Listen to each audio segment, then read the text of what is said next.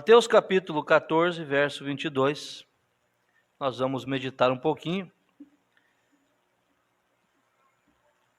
E eu creio que, se nada mudar, daremos seguimento nesta mensagem no domingo.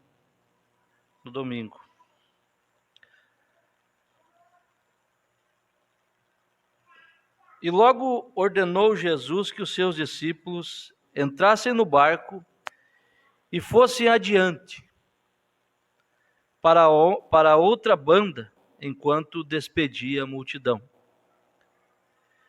E despedida a multidão, subiu ao monte para orar à parte. E chegada já a tarde, estava ali só. E o barco estava já no meio do mar, açoitado pelas ondas, porque o vento era contrário. Senhor, acrescente as tuas bênçãos a esta palavra lida, em nome do Senhor Jesus. Amém. Assentai-vos. Uma passagem muito conhecida, pregada de uma maneira evangelística, de uma maneira para despertar fé no coração do povo, para um culto de oração. Tudo bem, irmão Júnior? Mas nós sabemos que a revelação nos traz algo a mais sempre. Graças a Deus por esta revelação da palavra, né, irmão Uri? E aqui nós vamos hoje falar baseado nessa escritura com a mensagem Um Testemunho no Mar. Mas eu quero ficar simplesmente nas coisas mais próprias para o culto de quarta-feira.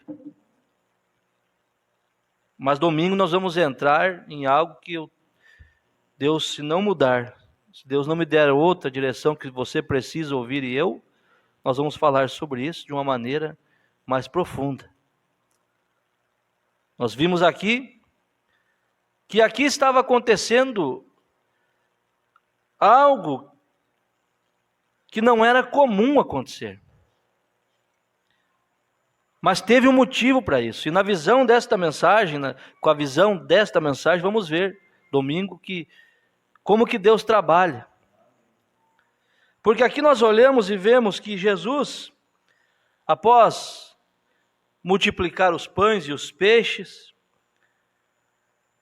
e ele mandou que os seus discípulos servissem o povo. Mostrando que quem traz a comida é o que tem o ofício, escolhido por ele. Eram homens escolhidos por ele. Mas então ele chega aqui, e veja o que ele diz. Ele ordenou que seus discípulos entrassem no barco e fossem adiante.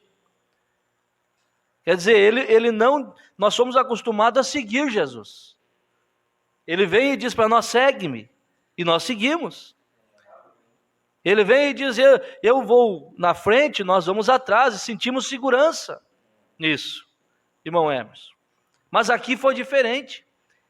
Aqui ele ordenou que eles entrassem num barco e saíssem adiante dele, ou seja, na frente dele. Olha, eu andar na frente de Jesus, mas foi uma ordem, irmã Esther, que ele disse, vai na minha frente, e eu vou ficar por aqui. E aqueles discípulos começaram a entrar o mar adentro, e aquele barco tornou-se um culto, um lugar de cultuar a Deus. E ali diz essa mensagem que eles começaram, após ter remado, e aqui nós lemos na Bíblia que o barco já estava lá no meio do mar. Uma expressão, quer dizer, estava muito longe para dentro do mar. Isso começou a ser açoitado pelas ondas, porque o vento era contrário. Ora, Jesus mandou eles ir. Eles estavam seguros, não estavam? E por que o vento era contrário? Eles estavam obedecendo a Jesus e o vento estava ao contrário. Mas ali por uma certa hora, eles olharam e pensaram, nós estamos muito longe da margem. Vamos parar esse barco aqui, vamos encostar os remos um pouco. E ali começou, irmão Paulo, uma conversa, que é a conversa que nós devemos ter quando nos reunimos. Começou um testemunho, um culto de testemunho, irmão Lauri, dentro de um barco. E quem é que não gosta quando se começa a contar as bênçãos de Deus? O diabo. O diabo fica furioso quando você e eu começamos a testificar do que Deus fez em nossa vida, de onde saímos, de quem nós éramos e o que somos hoje. Alguém diz, mas vocês não são nada. Podemos não ser nada, mas estamos na mão de Deus. E ali começaram, irmãos, um testemunho, um culto de testemunho dentro daquele barco. E o mensageiro vem e diz, eu achei engraçado, irmão Adriano, que eu gosto de vindicação para culto. Eu tive esse desejo de falar sobre essa mensagem, falei até com o irmão, falei, irmão, desceu uma mensagem, nem peguei ainda, sobre o testemunho no mar. Mas eu gosto de ter vindicação, irmão Luiz. E hoje eu trouxe os ar-condicionado da igreja, deixei ali, já contratei a empresa que vai colocar no dia 21, ser colocado os 2 ares, vai ter mais esse calorão aí. Mas quando eu abro essa mensagem, o profeta está dizendo assim, o ar-condicionado não está funcionando, e já está sendo consertado. Esta é a razão que mudei meu assunto dali, do que eu falaria, então eu poderia apressar com isto, então você não precisaria ficar no calor assim. É pouca coisa? Você consegue crer que Deus é poderoso e Ele age nas pequenas coisas? Então receba a sua cura, receba a sua libertação, receba força, ânimo, estímulo na sua vida. Ele não é brincadeira, irmão, é uma coisa séria dessa. E o ar está ali, trouxemos agora, irmão Atos ajudou nós largarmos ali. Esse Deus é maravilhoso. Não precisa nós ficarmos aqui gritando e sapateando para Deus te curar. Você está na presença de um Deus que cura. Você está na presença de um Deus que te liberta, que te ajuda, que te esforça. Veja, mas então eles começaram. O profeta diz, olha, eu gostaria de ter vivido naquele dia para segui-lo. Você gostaria de ter vivido naquele dia e seguir a Jesus? Eu também. Mas olha o segredo disso, irmão. Ele fala assim, ó, mas você sabe, eu estou tão feliz por ainda ter o privilégio de fazer a mesma coisa hoje. Já pensou? Aonde você está hoje, você estaria lá atrás. A pessoa que não crê nessa Bíblia como ela não creria em Jesus, irmã Rose, lá atrás. As mesmas desculpas que acham hoje para não crer na palavra como ela é, da hora, eles achariam lá, andando com Jesus no meio deles. Mas também tem uma coisa, você hoje crendo em Jesus, sem saber sem ver Ele pessoalmente, mas a Bíblia diz, bem-aventurado o que não viu e creu. Você é um bem-aventurado. Nós não vimos Ele, face a face, como esses discípulos viram, mas nós cremos nele, porque Ele está em nosso meio. Agora veja, eu estou feliz por ainda ter o privilégio de fazer a mesma coisa hoje, e observá-lo a fazer coisas. Observá-lo a fazer coisas. Nós estamos olhando uma escritura, olhando os detalhes dela, aonde Jesus manda seus discípulos ir na frente dele. O correto era seguir, porque ele era o pastor e eles eram ovelha. Mas ali, vocês vão, tem um propósito para isso. E eles entraram mar adentro e o vento era contrário. Veja. E o profeta segue dizendo assim, veja, eu gosto de ouvir, observar, eu verei, ouvi-lo e observar a fazer coisas. Eu tenho mais fé nele agora, eu posso ter mais fé agora do que eu poderia ter então. Veja, porque tivemos 2000 anos para provar que o Evangelho é correto. E após 2000 anos, ele permanece vivo, fazendo o mesmo que ele fez antes. Então temos uma segurança maior e fundamento na fé agora do que eles tinham então. É forte essa expressão do profeta. Nós temos mais fé hoje do que eles tinham? Mais fé. Porque eles viam, andavam, caminhavam, comiam com ele. E nós não vimos essas coisas. Mas nós vimos algo muito maior. Nós vimos que ele morreu e ele ressuscitou. E se ele ressuscitou, e aquilo que ele prometeu até a sua ressurreição cumpriu ao pé da letra, após a sua ressurreição e ascensão ao céu, tem que cumprir do mesmo jeito. E ele disse o quê? Esses sinais seguirão os que crê. Ele diz, eu estarei convosco e até mesmo em vós, até o fim. Aonde está Cristo hoje? Em vós. O profeta diz, veja, tem mais fé hoje do que eles tinham então. Por quê, irmão Paulo? Porque ele era apenas um homem que saía por aí com uma afirmação que ele havia sido enviado de Deus e era o Filho de Deus. E que Deus estava vindicando sua palavra prometida cada dia através dele. E eles tinham de alguma forma razão para duvidar disso. Os teólogos, isto era realmente patético. Porque aqueles teólogos haviam crido naquilo se Deus não tivesse cegado seus olhos. Você sabia que ele prometeu que ele cegaria seus olhos outra vez hoje? Que eles veriam isto? Eles seriam precipitados, altivos, amantes do prazer mais do que amantes de Deus, tiradores de paz, falsos acusadores, incontinentes, desprezando aqueles que são bons, tendo a forma de santidade, porém negando o poder dela. Exatamente a promessa de volta outra vez. O que o profeta está dizendo aqui? Que naquela época, aqueles homens poderiam ter visto o que aqueles discípulos tinham visto, mas não podia, porque Deus havia cegado seus olhos. E hoje eles não podem ver pessoas melhor que nós, pessoas que têm uma vida no consagrado, no jejum, na oração, e isso é ótimo, é maravilhoso, mas eles não têm essa chamada para crer na palavra original. São pessoas ruins, pessoas melhores que nós, acabei de falar, mas eles não têm, porque esta mensagem é para filhos de Deus.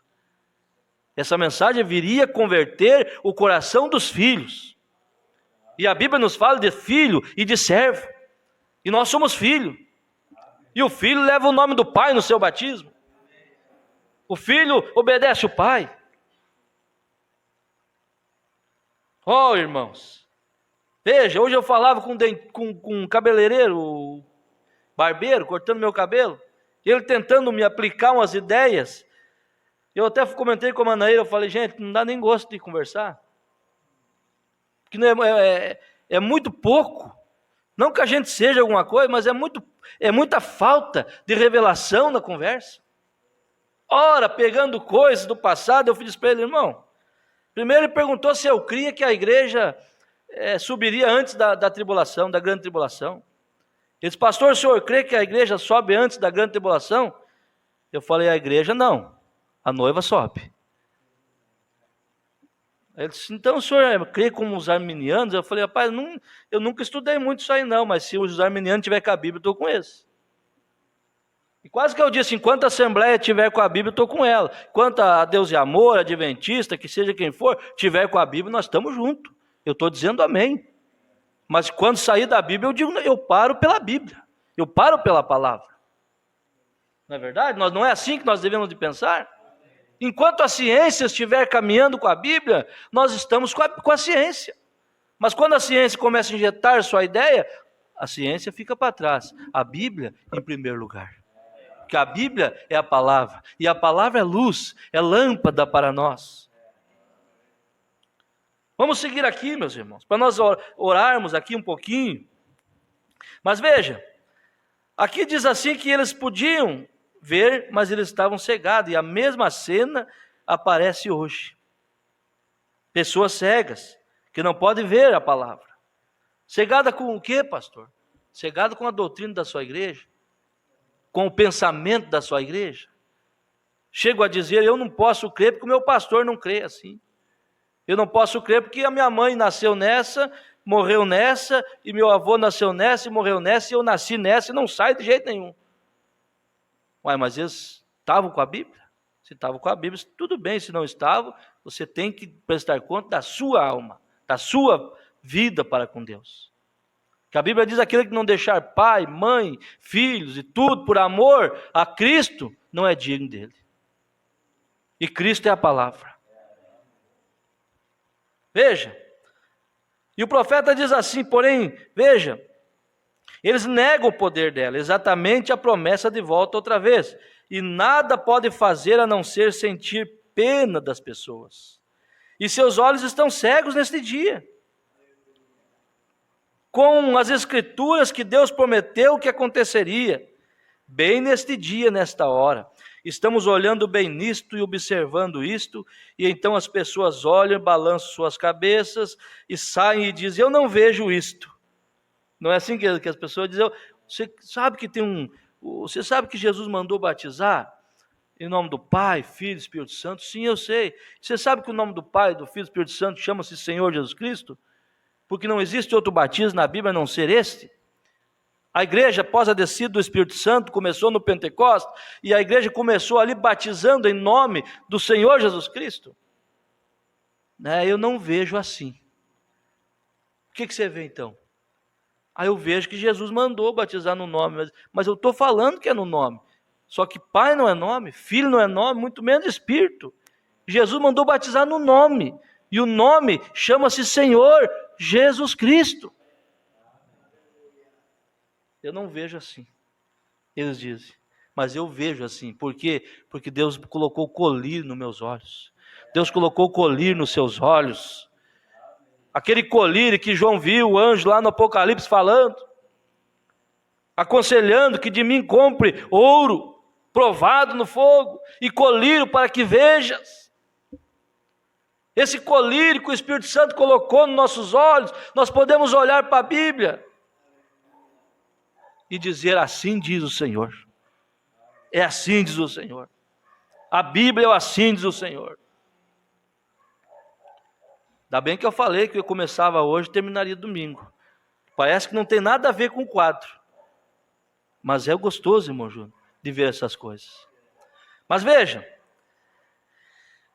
ele segue dizendo: os seus olhos estão cegos nesse dia para as escrituras que ele prometeu. As pessoas olham, balançam suas cabeças e dizem: eu não vejo isto.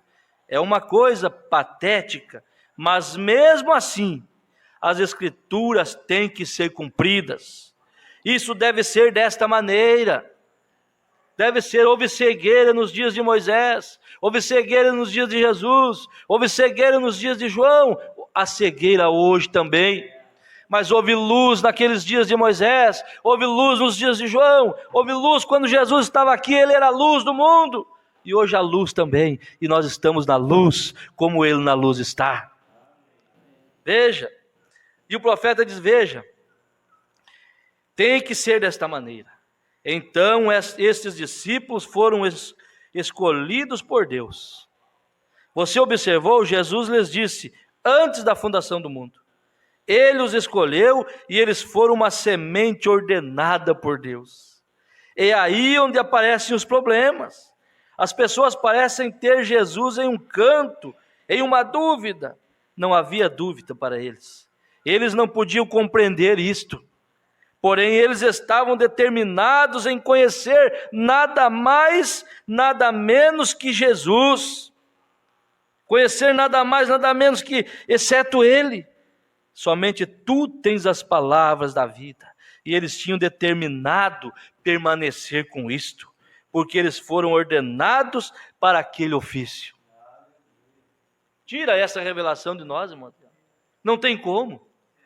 Nós somos ordenados para ver isso. Somos ordenados para, nesta era maligna, terrível, cheia de interpretações da palavra, nós vermos esta palavra como ela é. Mas são tão pouquinho, mas a Bíblia diz: não temas, ó pequeno rebanho, e de agrado do Pai, dar-vos o galardão.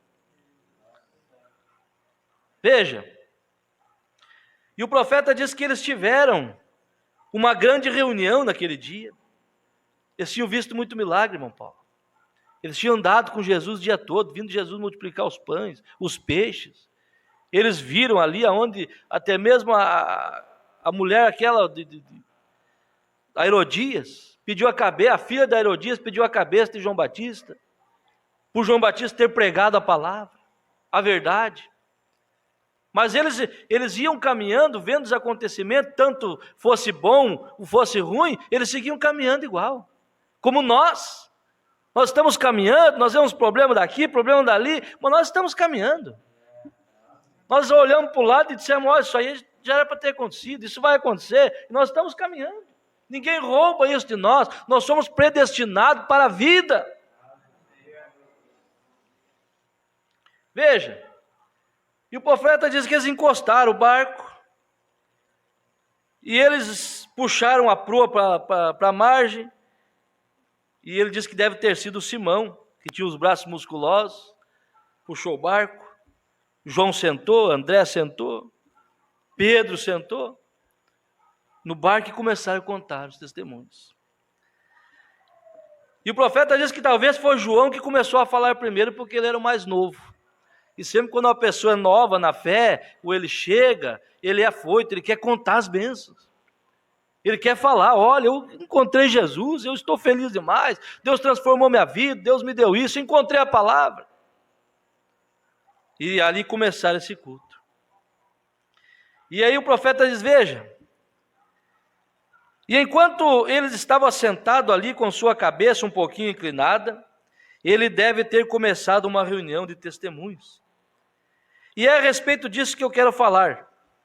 Pode ter sido ele quem levantou primeiro e disse, irmãos, não importa o que as pessoas dizem, o quanto qualquer um deseja descrer, eu estou completamente seguro agora, depois de hoje, dos testemunhos que eu vi esse homem fazer, eu estou seguro.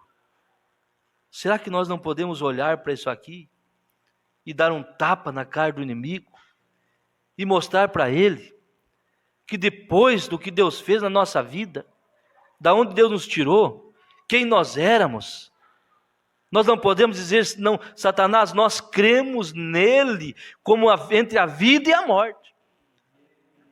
Esfregar na cara do diabo isso que Deus tem feito em nossa vida. Que poder foi esse que entrou em nossa vida e nos transformou de um pecador temperamental, viciado, numa pessoa dócil, numa pessoa correta? Que poder foi esse? Foi Ele. Então você pode crer nele, porque Ele já fez na tua vida algo muito importante. O que é essas coisinhas agora, para você orar e pedir com fé e Ele fazer? Ele só não vai fazer se não for o melhor que Ele tem para você, porque Ele tem o melhor para nós. Veja, e ele chegou e começou a falar depois disso, eu não me importo o que as pessoas dizem, o qualquer um que descrer, eu estou completamente seguro, depois de hoje, que nós não estamos seguindo um fracassado. Leve isso no seu coração. Você não está seguindo um fracassado, está seguindo um Deus todo-poderoso, que não conhece fracasso, que não conhece derrota. Ah, mas meu casamento está balançando. Você não está seguindo um fracassado. Ah, mas os meus negócios estão balançando. Você não está seguindo um fracassado. Você está seguindo um que conhece tudo, um que tem poder para fazer tudo. Creia nisso, irmão. A partir de hoje nós descobrimos que não estamos seguindo um fracassado. Estamos seguindo nada menos do que Deus. Pois hoje ninguém pode fazer o que Ele fez, a menos que Deus seja com Ele. Você sabe, quando Ele tomou aqueles pãezinhos e os partiu e alimentou aqueles 5.000 ali, isto é uma coisa maravilhosa para mim, João falando isso. Ali pode ter havido dúvidas que perduraram até hoje. Agora eu estou apenas repetindo o seu testemunho, como ele foi, mas aquilo ficou estabelecido.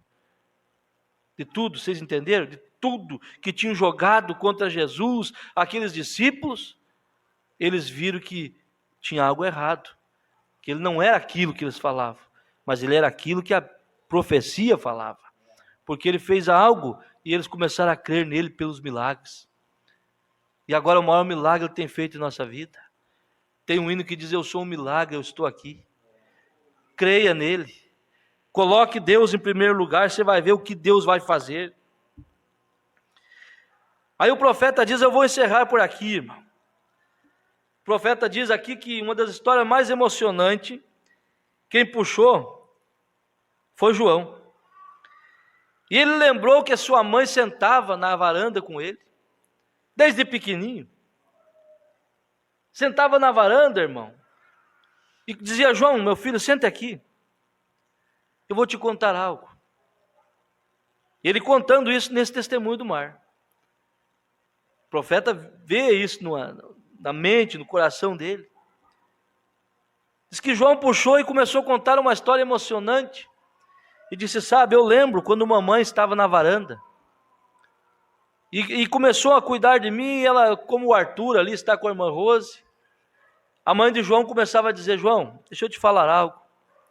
Você sabia que o nosso povo, nossos antepassados, estavam no deserto? E Deus levantou um profeta lá e tirou eles do deserto. Que história, irmão Paulo. E ela dizendo: Joãozinho, eu não estava lá, mas meus pais estavam. E eles viram esse Deus atravessar 40 anos com eles, andando. E hoje eu estou te contando, meu filho, que essa parte já aconteceu. Agora tem outra parte, João, que vai acontecer. Deus nos prometeu de novo o Messias. Tem uma promessa de novo e agora é de um Messias, e quando ele vier, ele será um profeta. E o Joãozinho cresceu vendo aquilo. E quando nesse testemunho do barco aqui, João lembrou disso. E ele lembrou e disse assim: vocês lembram quando há alguns dias atrás, nós estávamos indo com ele? E ele disse: vocês vão comprar comida, que eu vou ficar em Samaria. Vocês lembram? Ele contando para Pedro, Tiago, ali os irmãos que estavam no barco. E vocês lembram? Eu guardei que a minha mãe disse que quando ele viesse, ele seria profeta. Ele revelaria os segredos que estavam escondidos no coração das pessoas. E vocês lembram que ele mandou nós comprar comida e ele disse: é necessário que eu passe em Samaria? E quando nós fomos comprar comida, nós voltando, nós vimos o nosso mestre sentado com uma mulher de má fama, naquele poço. Vocês lembram, André? Sim, eu lembro. Você lembra, Pedro? Eu lembro. Pois é, e nós nos escondemos atrás das moitas ali, ficamos observando o mestre sentado com essa mulher. E de repente ele olhou para ela e falou: vai e busca teu marido. E ela disse: mas eu não tenho marido.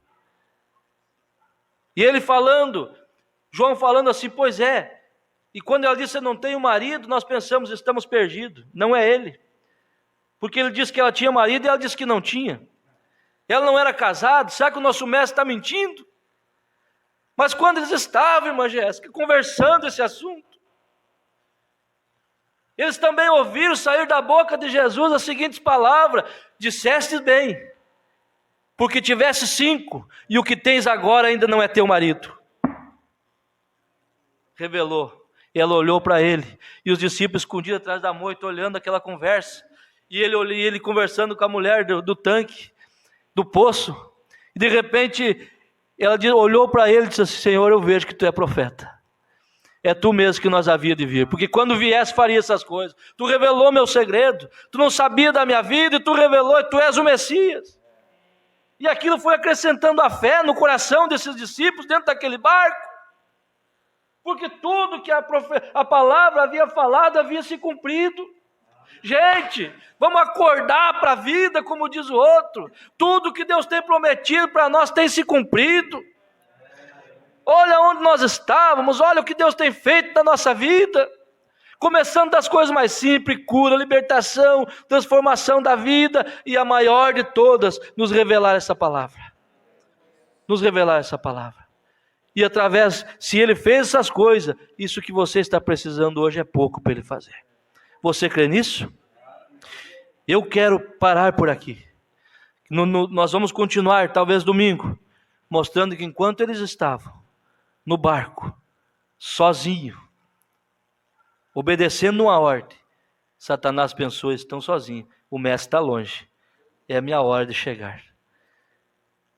Mas só que o Jesus estava no monte mais alto, observando o barquinho lá de cima. Jesus está te observando. Você não está sozinho, não. Ele está te cuidando. Você está caminhando pensando: eu estou sozinho. Você não está, não. Ele está te cuidando. Ele está te cuidando. E quando Satanás quis derrubar o barco, ele entrou caminhando por sobre as águas. Ele entrou caminhando.